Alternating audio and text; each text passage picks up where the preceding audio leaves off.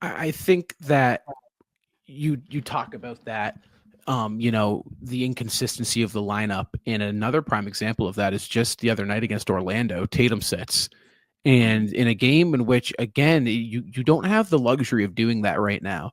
If we're in, February and we're the 1 seed and we're about 8 games ahead of the next guy and we're playing really good basketball and it's working, you think to yourself, okay, this was smart, save those legs. But we're not playing at the level we need to. You can't afford for these key pieces. Kristaps is kind of the only one I'm okay with. Holiday a little bit, because I think, again, that rest benefits him.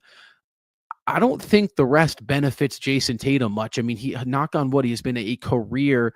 I mean, one of the best things about Jason Tatum is his availability. Same with Jaylen Brown, same with Derek White. So I agree with that point where it's like, listen, you don't have that luxury right now if you're the Boston Celtics, just to not play guys against teams if they're not truly hurt.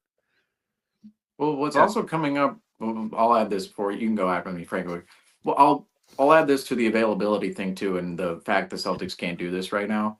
Number one, like you said, Rob, they're not in a number one seed position ahead of everybody else. Number two, they're not playing consistently at all as a team right now. Except, hopefully this game can be the first kind of building block towards that. Yet number three, this is really starting to leak into the conversation.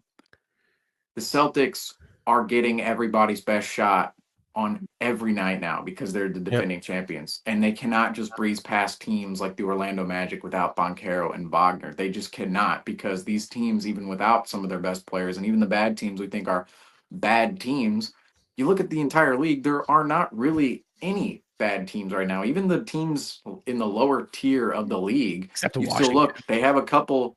Washington's the really one team where you Yeah. go, what is going on here? But even them, they have Valanciunas and Brogdon. They have Poole, Kuzma, Kispert. They have a couple of things going for them. They just cannot gather wins at all, and they look completely discombobulated as a unit. But some other teams, you think about the Hornets. Yeah, there's LaMelo Ball right there. There's Miles Bridges down on that squad. Now they're not the best squad in the world at all, but they have a couple of near all-star level players, and that's pretty much every team in the league right now, aside from maybe the Wizards, the Trailblazers.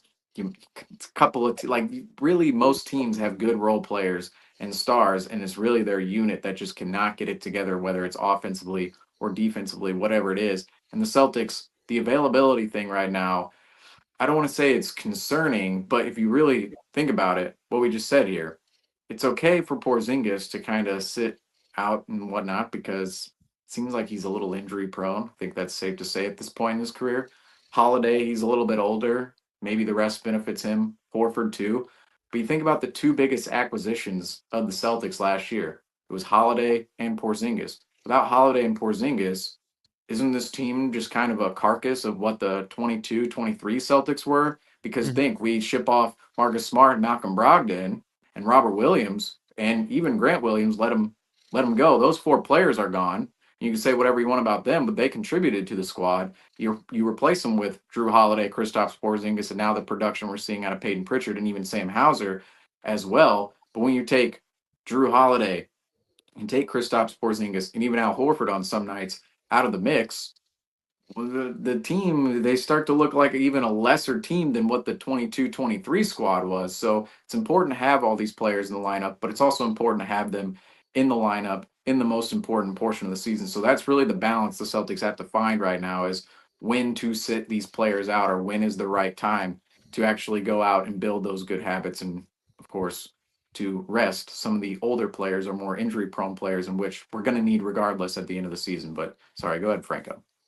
Yeah, no, the Celtics, you pretty much hit on the points that I was planning on hitting, but the Celtics are very fortunate to have their two star players be as available as they have been, and they're also still in some ripe ages in their careers. So I don't think we'll be seeing that as a factor anytime soon. Lord forbid that an injury happens. However, we look at the Boston Celtics and we look at what Joe Mazzulla said before the season started was he doesn't want the red dot on his back. He wants it right in the middle of his forehead. And they should have been expecting this and should expect this for the rest of the season. What I have a flashback to when we're having this conversation is I believe it was 2015, 2016 when we beat those unholy Warriors who were, I believe, on track to have their best season of all time. And we got that one win, and it felt like the NBA Finals for us. Every single team in the NBA feels that same way about us. The Isaiah Thomas, Avery Bradley led team who's just scrappy, fighting for whatever they can get. And I think we're going to get used to that, especially when playoff time comes around, because we're seeing teams like Cleveland starting to step up, and we're seeing the Atlanta starting to play well. And I think the Eastern playoff picture is going to look a lot different than it has in recent years. So we're going to be seeing a lot of new, fresh looks, and teams have been consistently improving. And teams, we look around the NBA, no NBA GM looks at their roster and says, "Oh, I did a bad job of putting together this team." There is something on every single NBA roster. Yeah. Especially the Kings right now, apparently. So yeah. I mean, they both. Brown. Yeah, that was a tough cutting, but they made the additions that they wanted to make. They added DeMar DeRozan, so they were hoping to have a playoff run and continue to light the beam out there in Sacramento. However, it didn't seem to work out. I believe injuries may have contributed to that. And you also look at the Wizards, they were adding veteran talent when they're supposed to be a young, developing team. They were eating a lot of contracts. They were taking up trades. I don't even know why they would sign a Giannis Valanciunas going into this season when he should be playing for a contender right now, and I'm sure he's going to be traded within the next two. He'll be shipped off within the next 2 months. But every team has made their valid arguments to be able to. How can we compete with a team like the Boston Celtics? And we're fortunate to not have a team of star players like a Kawhi Leonard or a Joel Embiid who is dealing with injuries and taking their time to get back on the court. And the Celtics have done a good job of taking, when that happens, being able to adapt and being able to curate around the situations, because you just look at the amount of talent that this roster has. Someone on this team is bound to step up, even if in the bad situation that Jaylen Brown and Jason Tatum wanted a night off, we still have other players that we can confidently say will be able to put up 20 plus points in that situation.